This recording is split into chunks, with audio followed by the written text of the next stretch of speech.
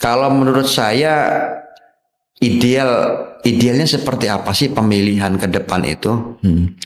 Idealnya adalah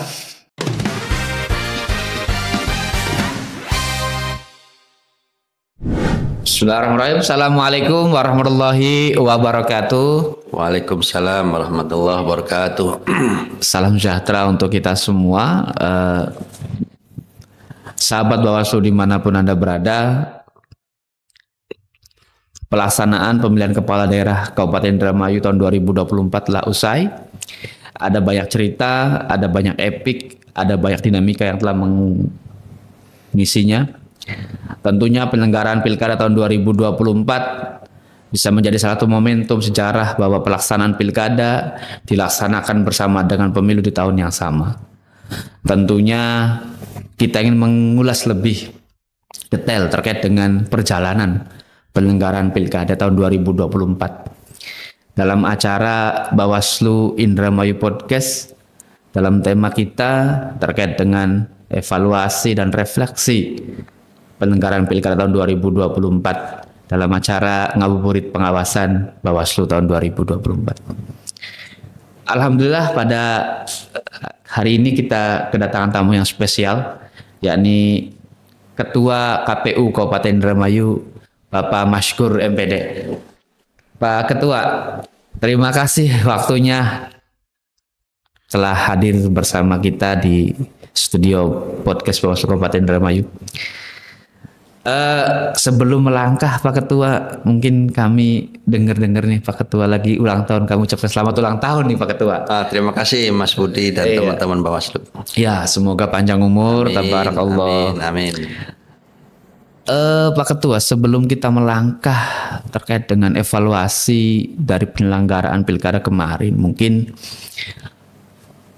hal yang paling pertama kita tanyakan ini perjalanannya Pak Ketua. Bagaimana sih perjalanan dalam proses perjalanan pemilihan kepala daerah 2024 kemarin, dari mulai program dan tahapan? Mungkin bisa sekilas diceritakan terkait dengan perjalanan Pilkada dari sisi penyelenggaraan teknis Pak.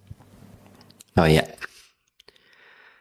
Terima kasih Mas Budi selaku moderator pada podcast Bawaslu pada siang hari ini atau sore hari ini dengan tema ngabuburit pengawasan terkait proses Pilkada tahun 2024. Emang kita selaku penyelenggara pemilu banyak merasakan begitu panjang dan melelahkannya kita menyelesaikan seluruh tahapan baik teknis maupun non teknisnya. Kalau non teknis saya kira kita paham bahwasanya sesuai dengan PKPU 2 tahun 2024 itu ada tahapan-tahapan Pilkada tahun 2024. Sedangkan tahapan Pilkada kan ada yang non tahapan, ada yang tahapan. Yang non tahapan kita juga sama-sama dengan Bawaslu kita mengawal penganggaran yang alhamdulillah disupport oleh pemerintah daerah dengan anggaran yang alhamdulillah mencukupi bagi kami di KPU sejumlah 50 miliar untuk tahapan Pilkada. Kemudian setelah itu masuk ke tahapan Pilkada, begitu banyak proses perekrutan. Pertama tentunya adalah proses perekrutan pasukan inti ya di bawah dalam hal istilahnya ad hoc. Apakah itu dalam penyusunan dan pemutahiran data pemilih, kita menyusun pasukan Pantarli, kemudian kita menyusun pasukan juga di tingkatan PPK, Panitia Pemilihan Kecamatan, kemudian kita nyusun juga pasukan PPS, Panitia Pemungutan Suara. Setelah itu baru ke tahapan pencalonan. Tahapan pencalonan itu juga luar biasa ya Mas ya, dinamikanya tinggi, tapi bukan di penyelenggara tapi ya dinamika di bawah kelihatannya seperti itu. Bagaimana saya lihat di berita-berita yang bertebaran, informasi yang kita himpun itu kelihatannya antar paslon itu luar biasa bagaimana mereka merebut rekom atau rekomendasi dari beberapa partai pengusung ya. Dan pada akhirnya lahirlah 3 calon kan gitu. ada calon Bambang Hermanto sama Kaji Kasan, kemudian ada calon Luki Hakim sama Saipudin, kemudian ada calon Ibu Haji Nina sama Bapak Tobroni ya. Itu 3 paslon itu kemudian melakukan sebuah pendaftaran. Setelah pendaftaran, kemudian pendaftaran kan dilakukan di kantor KPU Indramayu di aula itu ya. Kemudian dilanjut dengan pengundian nomor urut yang dilaksanakan di gedung PGRI Indramayu. Dan kemudian diakhiri oleh kampanye masing-masing paslon. Saya kira dalam perjalanan yang paling menarik itu adalah perjalanan pada saat mulai pendaftaran paslon, penentuan nomor urut dan kampanye. Itu yang menarik di Pilkada tahun 2024 ya, seperti itu. Dan alhamdulillah selaku penyelenggara kita bisa menyaksikan dan kita bisa menuntaskan seluruh tahapan, baik non tahapan penganggaran maupun tahapan teknis sampai di pemungutan dan perhitungan suara berjalan lancar. Seperti itu Mas. Ya. Jelas. Ya. Tentunya perjalanan yang melelahkan tadi ya kita bersama dengan Bawaslu juga mengawasi gitu kan dalam proses pemilu kada. Kalau kita compare nih Pak Ketua misalkan dengan tahapan pemilihan umum ya tahun 2024 di tahun yang sama, mungkin jeda waktu sekitar 7 bulan dari pasca pemungutan dan penghitungan suara di pemilu 2024. Kalau persiapan pemilu kan hampir 20 bulan prosesnya gitu kan. Kalau ini mungkin nggak sampai 7 bulan 8 bulan dari tahapan pasca pemilu kita langsung lompat ke tahapan pilkada. Iya betul. Tentunya ini kan bagi kita penyelenggara kalau ibarat berenang itu mengambil nafasnya naik ke atas sebentar langsung berenang kembali gitu kan. Nah kalau melihat dari sisi waktu dan kesiapan dari teman-teman penyelenggara teknis dalam hal ini KPU. Dengan waktu yang singkat mungkin Pak Ketua melihatnya seperti apa penyelenggaraan pilkada di tahun yang sama dengan pemilu kemarin. Iya. Notabene bahwasanya pemilu dan pilkada adalah dilaksanakan secara serentak ya, secara serentak di tahun 2024. Dan kita sebagai penyelenggara apakah KPU, Bawaslu dan teman-teman stakeholder dan juga keamanan, polisi, TNI dan juga Forkopimda seperti itu semuanya ikut mendukung dalam proses pemilu maupun pilkada serentak 2024. Terkait jeda waktu yang dikemas dalam keserentakan itulah yang membuat kita harus ekstra ya. Kecuali beda tahun kan, itu lumayan nafasnya nggak begitu tersengal-sengal atau ada istirahat saja. Tapi ini enggak. Pemilu dilaksanakan di bulan November ya. November ya, bulan November pemilu dilaksanakan November. Kemudian dilanjutkan pemilu di bulan Februari ya.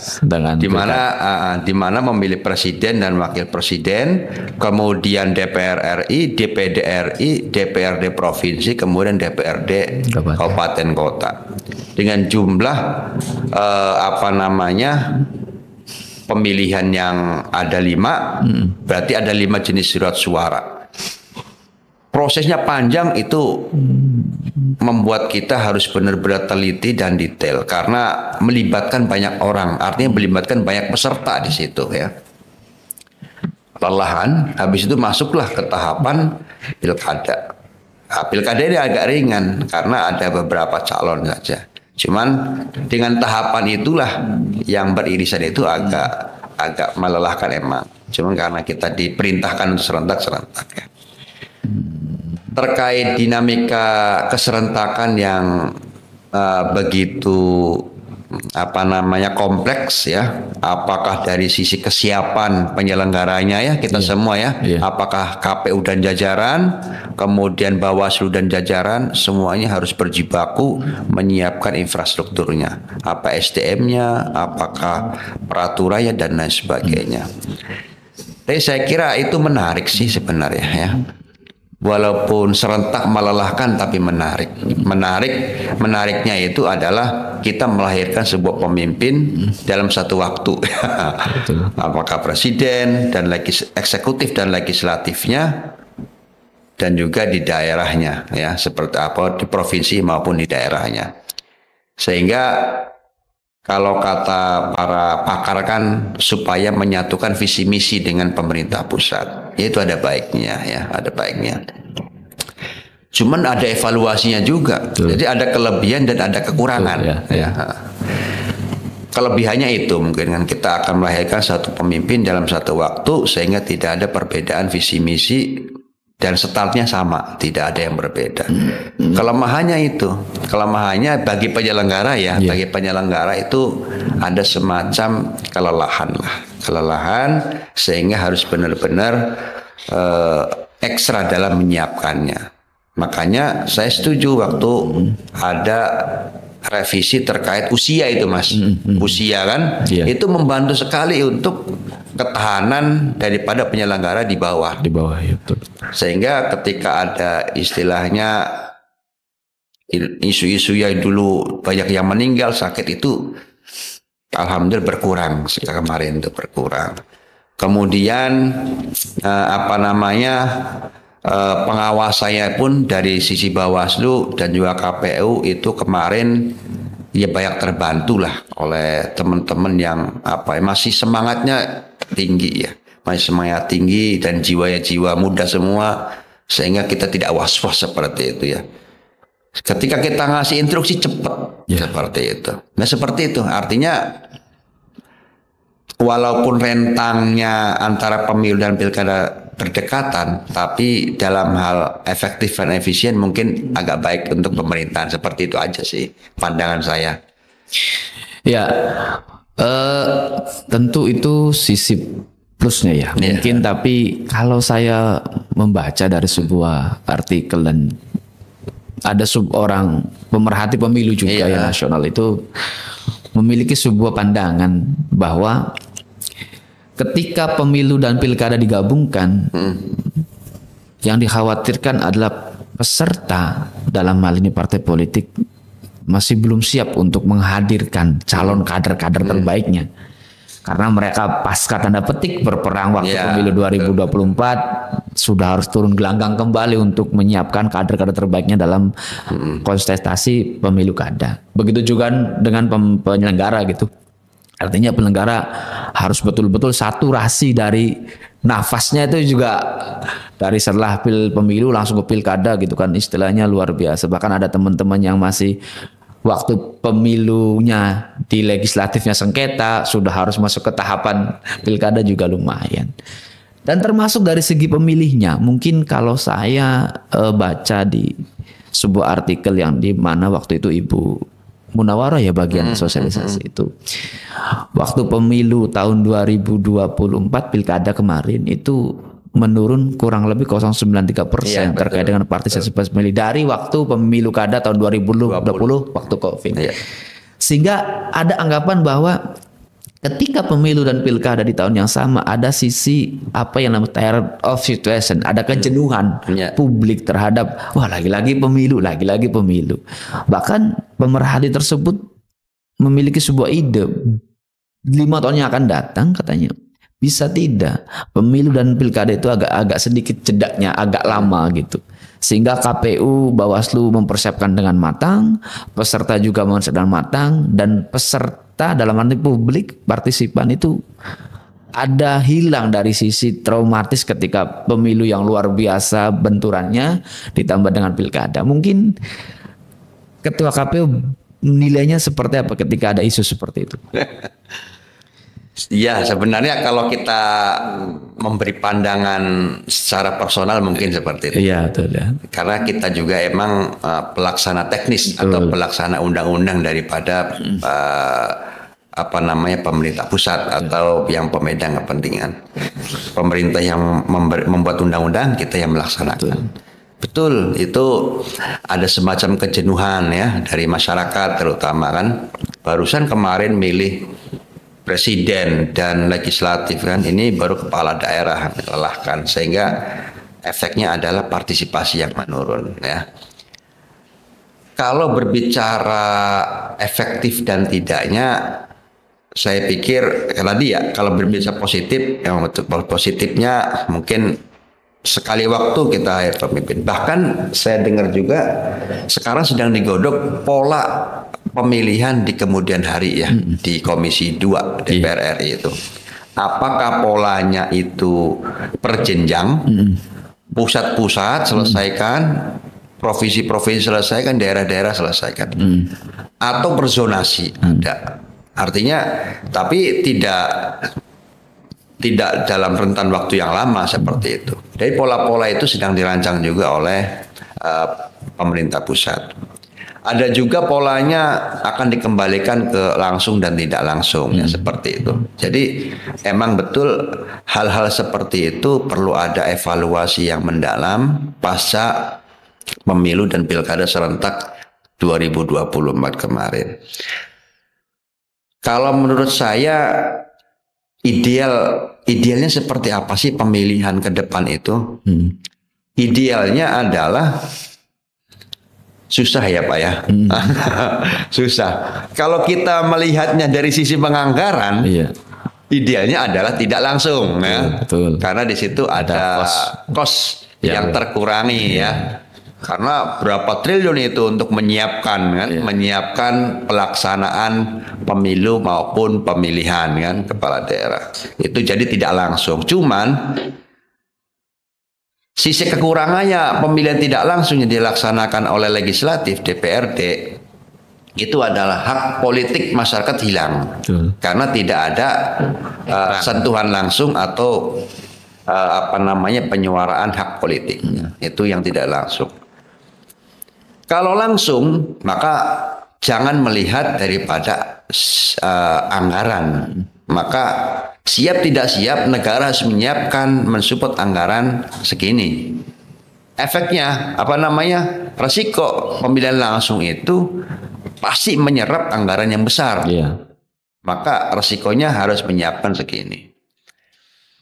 Lah, kepuasannya itu ada, pemilihan langsung itu kepuasannya ada. Rakyat bisa bersentuhan dan rakyat bisa memilih calonnya dengan langsung. Artinya mengetahui profil A, B, C seperti itu.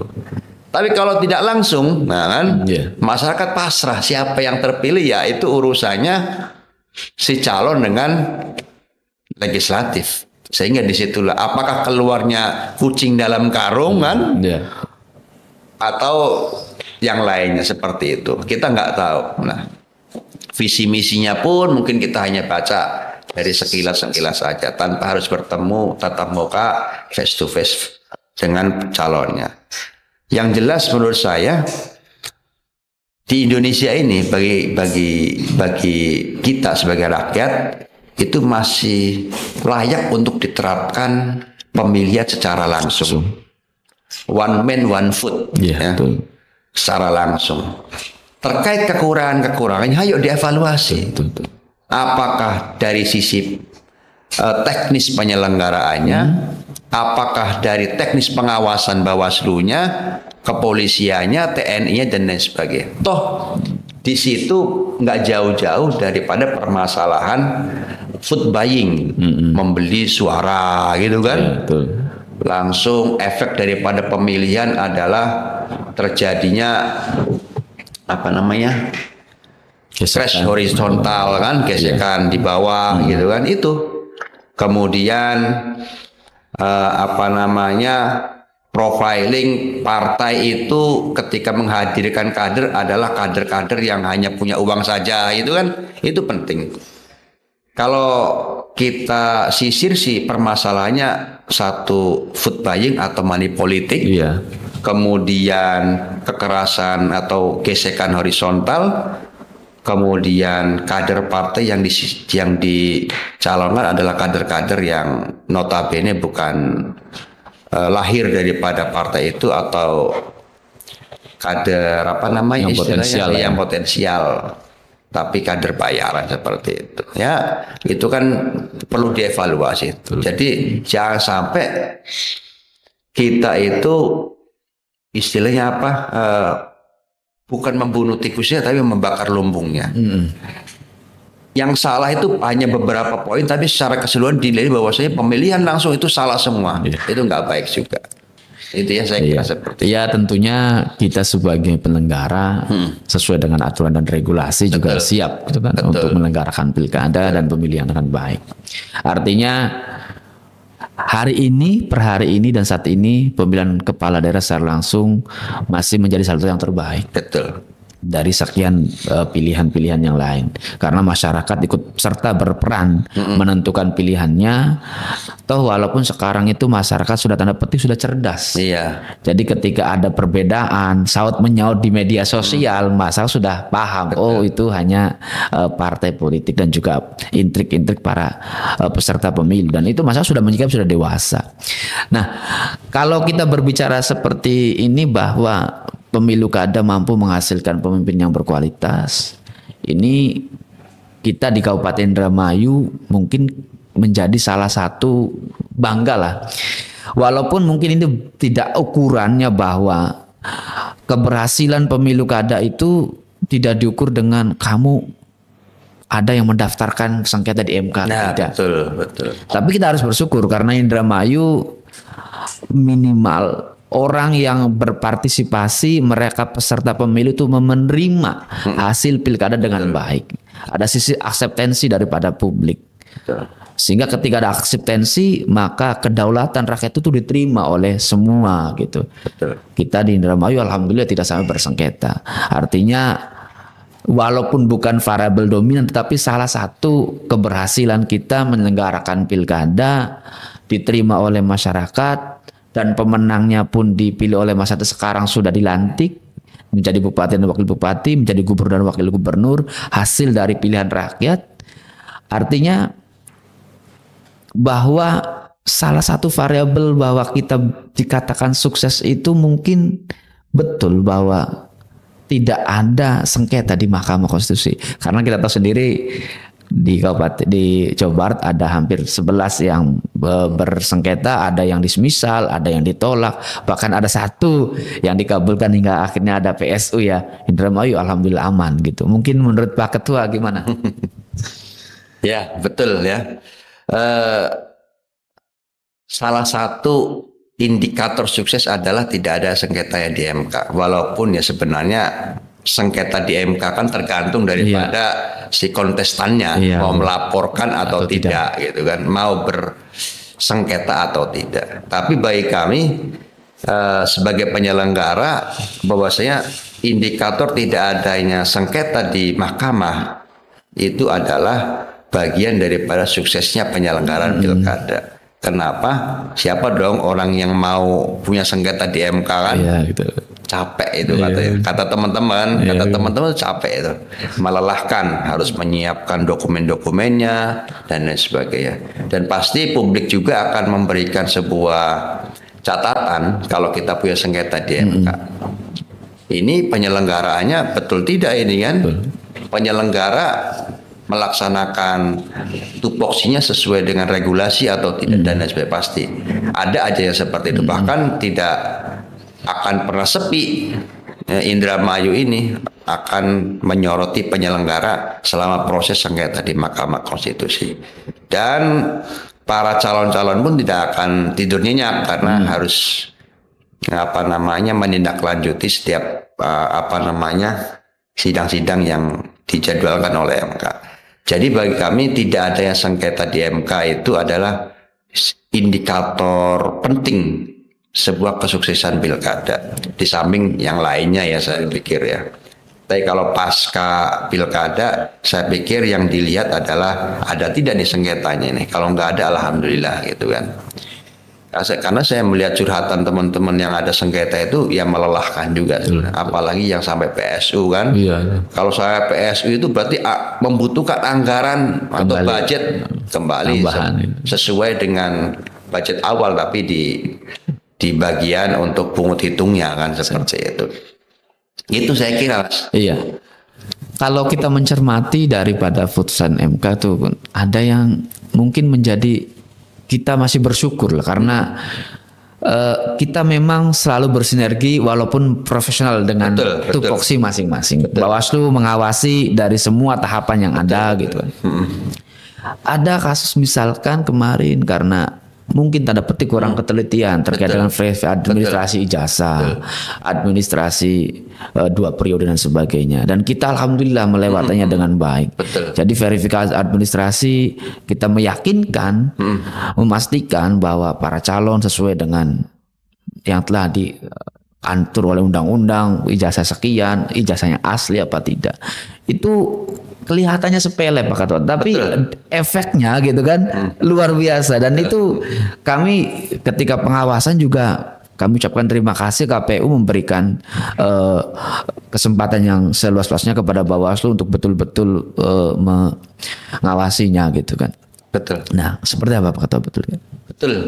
Sinergitas kita penyelenggara pilkada maupun pemilu di Indramayu itu patut diakui, diacungi jempol lah ya, sinergitas. Berteman, akrab, tapi secara tupoksi tidak pernah melupakan kewajiban masing-masing.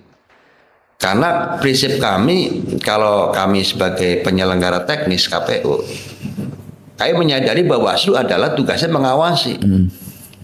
Kalau kami salah diingatkan, apakah bentuknya saran perbaikan maupun rekomendasi, itu tugasnya Bawaslu. Dan kami siap melaksanakan saran perbaikan maupun rekomendasi sehingga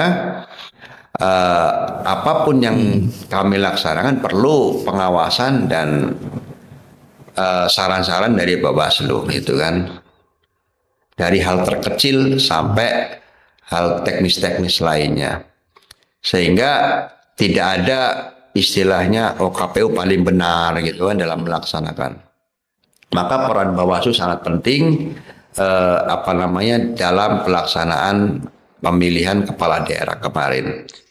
Tanpa pengawasan, saran dan rekomendasi di Bawaslu di beberapa tahapan tertentu mungkin ya kami tidak akan semulus ini seperti itu. Jadi saya ucapkan terima kasih dan itu merupakan sebuah prestasi yang luar biasa. Sinergi tapi jeli gitu kan. Karena saya lihat beberapa laporan yang masuk di Mahkamah Konstitusi ataupun di DKPP umpamanya kan, dari beberapa kabupaten atau provinsi di Indonesia itu, salah satu yang agak memberatkan adalah hasil pengawasan Bawaslu. Jadi Bawaslu itu bukan sekedar hanya mengawasi, tapi memberikan titik berat dalam hal suksesnya pelaksanaan pilkada seperti itu. Ya, suksesnya pilkada bukan merupakan hasil daripada Bawaslu dan KPU semata, gitu. Tentu juga ada peran daripada publik, dari masyarakat, dari pemerintah daerah yang mensupport secara budgeting, dari TNI Polri yang memberikan kenyamanan, fasilitas terkait dengan kedamaian dan fasilitas keamanan dan semuanya. Forkopimda yang hadir, teman-teman dari media juga ikut mengawal. Nah, overall Pak Ketua, mungkin yang menjadi evaluasi dari sisi internal dulu nih Pak Ketua. Siap. Jadi yang harus mungkin diperbaiki 5 tahun yang akan datang, baik dari pemilu pilkada. Apakah untuk integritas penyelenggara pemilu harus ditingkatkan, ataukah kualitas dari penyelenggara, pemahaman baik dari teman-teman PPK, teman-teman PPS, KPPS, maupun dari kita mungkin ya dari Panwascam, PKD maupun PTPS terkait dengan betul-betul menjaga integritas, betul-betul bekerja sesuai dengan profesionalitas, itu evaluasi untuk ke depan itu seperti apa? Betul, evaluasi itu adalah alat ukur ya pencapaian kita. Bisa kita lihat dari sisi SDM kita, bisa kita lihat dari pelaksanaan teknis kita. Ujung-ujungnya adalah output ya, outputnya seperti apa. Yang pertama tentu adalah SDM ya. SDM penting kita evaluasi. Kalau integritas itu jelas harga mati ya, Iya, integritas harga mati karena kita penyelenggara pemilu itu melaksanakan sesuatu hal teknis itu harus berdasarkan undang-undang dan regulasi lainnya yang mengatur terkait pelaksanaan itu.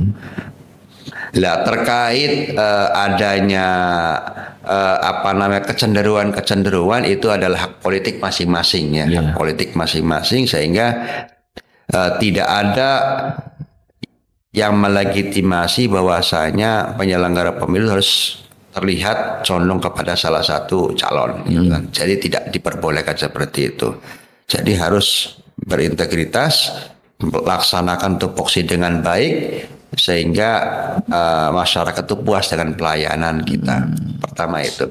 Yang kedua terkait SDM juga, saya pikir pemahaman kualitas daripada SDM kualitasnya itu memang harus ditambah. Kita kan tahu sendiri bahwasanya pemilihan pilkada dan pemilu walaupun beriringan itu kan beda-beda orang juga kadang kan. Kadang sama tapi baru juga kan. Iya, betul. Beda dengan dulu waktu saya masih muda kan, waktu jadi penyelenggara kan kayaknya orangnya lama-lama bangkotan semua lah. Jadi pemahamannya itu pengalaman dan pemahaman itu mudah digali. Karena ini orang baru maka harus selalu dikasih pencerahan ilmu-ilmu bagaimana pelaksanaan teknis dan lain sebagainya. Tapi sekarang tidak ada istilah lama atau baru, yang ada adalah kita harus mengikuti aturan yang terbaru seperti itu. Yang penting intinya mah integritas dijalankan, kualitas tetap harus ditingkatkan seperti itu. Nah, karena tema kita ngabuburit tentunya ini setelah kita melaksanakan pilkada yang melelahkan, mungkin banyak sekali bersautan, bersindiran di tengah media sosial. Kini saatnya kita bergandengan tangan untuk mewujudkan Indramayu yang lebih baik. Betul. Tentu Ketua. Artinya ya muhasabah politik lah bahasa kita, bagaimana kita mencoba untuk mengintrospeksi diri kita, ibda binafsi kepada diri kita. Betul. Semoga pelaksanaan pilkada yang di Indramayu kemarin telah berjalan dengan baik dan sukses itu mampu menghasilkan pemimpin yang berkualitas, berintegritas. Karena walau bagaimanapun para pemimpin yang hari ini memimpin adalah lahir daripada proses yang telah kita lalui bersama. Betul. Gitu. Dan mungkin ada harapan kepada baik dari sisi pada seluruh teman-teman ex penyelenggara karena mereka sudah selesai, bagi teman-teman ad hoc ya, dan juga harapan kepada pemerintah daerah yang hari ini alhamdulillah telah dilantik oleh Presiden. Pertama yang jelas saya mengucapkan terima kasih dulu Mas di momen yang baik ini. Pertama terima kasih yang sebesar-besarnya ya kepada teman-teman penyelenggara dulu lah, karena kita satu keluarga. Apakah di jajaran KPU ada PPK, PPS dan KPPS. Kemudian Bawaslu terima kasih juga sudah menjadi partner baik dalam hal pengawasan dan pelaksanaan pilkada kemarin. Bawaslu Indramayu, kemudian Panwascam, PKD dan PTPS ya. Kemudian unsur pemerintah ya, Forkopimda secara umumnya ya. Pemerintah daerah saat itu Ibu Hajah Nina Agustina beserta jajaran, kemudian TNI Polri, Kejaksaan, kemudian Pengadilan Negeri, itu Forkopimda jajarannya itu sudah mensupport kami pada saat awal pelaksanaan pilkada dan sampai terakhir itu sukses tanpa ekses ya. Terima kasih ya.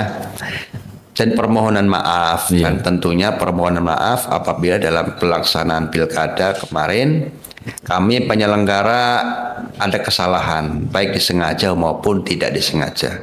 Toh pada intinya adalah bagaimana kita melaksanakan pelaksanaan pilkada itu sukses tanpa ekses seperti itu Mas. Dan harapannya kepada pemerintah daerah, bupati dan wakil bupati yang terpilih, Saya ucapkan selamat dan sukses kepada Bapak Luki Hakim dan Bapak Haji Saifuddin yang sudah terpilih dan mendapatkan legitimasi dari rakyat untuk memimpin Indramayu 5 tahun ke depan, periode 2025 sampai 2030. Mudah-mudahan sukses dan selalu diberikan kesehatan dalam mengemban amanah ini ya. Dan kita bisa bersinergi sebagai penyelenggara ya dengan pemerintah daerah di kemudian hari, seperti itu.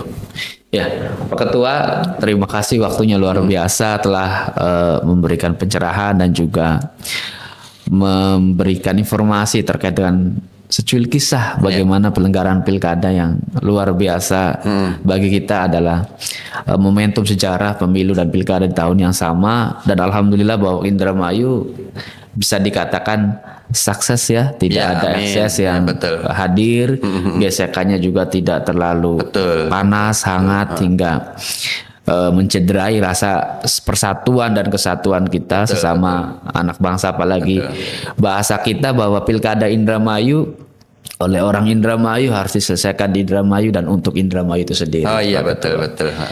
Dan terakhir terima kasih Pak Ketua waktunya dan mohon maaf apabila ada kesalahannya.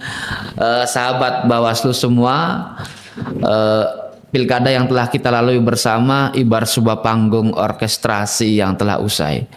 Panggung dan pesta rakyat telah memerankan perannya dengan baik. Para penyelenggara ibarat sebagai panitia yang telah memerankan dengan baik. Tentu ada kesalahan dan kekurangan, tapi tidak untuk menghilangkan rasa bahwa penyelenggaraan pilkada itu hadir untuk kita semua. Baik buruknya penyelenggaraan pilkada harus kita terima, tetapi evaluasi untuk ke depan lebih baik harus kita jalankan. Mumpung di bulan suci Ramadan 1446 Hijriah ini, Bawaslu Kabupaten Indramayu mengucapkan marhabannya Ramadan. Semoga puasa kita diterima oleh Allah Subhanahu wa taala. Dan kita dalam pelaksanaan penyelenggaraan pemilu yang akan datang diberi kekuatan untuk jauh lebih baik dari apa yang telah kita lalui dari tahun kemarin. Amin. Taqabbalallahu minna wa minkum, siyamana wa siyamakum, wallahu muwaffiq ila aqwamit thoriq, wal afa minkum. Assalamualaikum warahmatullahi wabarakatuh. Waalaikumsalam. Terima kasih Pak Ketua. Sama-sama Mas Budi. Ya.